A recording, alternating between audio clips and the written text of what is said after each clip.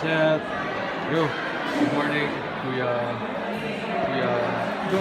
Joel. Kuya Joel. Ako po si Jacob. At magtatanong ako ng mga questions. Pero English, okay lang. Okay lang. Okay.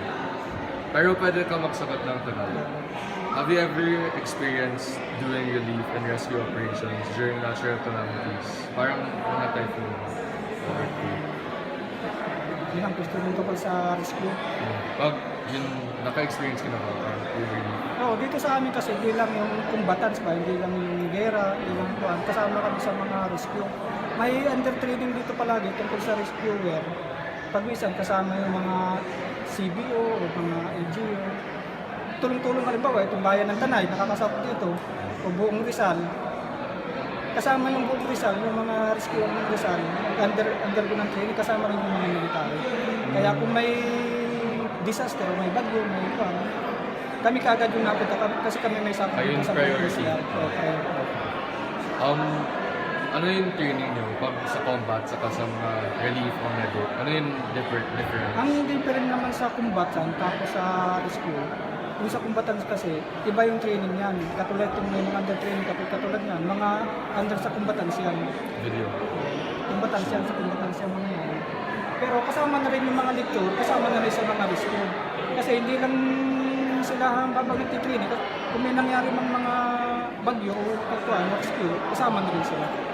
Kasama na rin sila sa mga, kasama na yung sa pinagtitraining ng nila yung rescue. Parang pareho na dun Oo. yung mga physical fitness. Kasama na rin. Wala naman kayong required, parang standard sa combat o sa relief. Parang standard. Height. Ay wala naman kasi sa may sarili din kaming gamit ba? May sarili din kaming gamit sa mga disaster, sa mga baha, may mga boat din kami ginagamit. Tapos katulong namin yung mga CBO at LGU na nakakasakit sa bayan. Can you share parang mga experiences? Yung last typhoon year, anong ginawa niyo?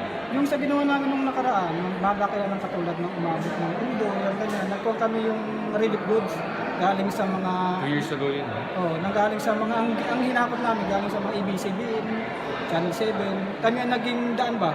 Kasi yung mga truck namin malalaki, yun ang ginamit, kami na river scope. Sa, katulong kami ng mga Red Cross, yan kasama. Mahirap. Mahirap din kasi gabi, madulas. Eh, wala magawa, dami talagang sinipang tungkol. Hindi lang sa kumbatan, hindi sa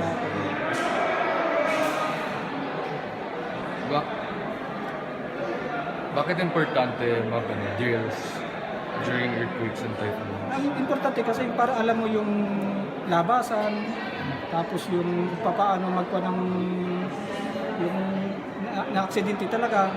Kasi dapat turuan, tapos hindi lang yung kasama yung halimbawa katulad nito, mga building. Alam mo yung lusot exit, tapos yung gagawin mo kung paano. Kaya pinag-aaralan pa rin yun namin. Kasama namin yung mga taga-hospital kasi may sarili kami Dito? hospital dito.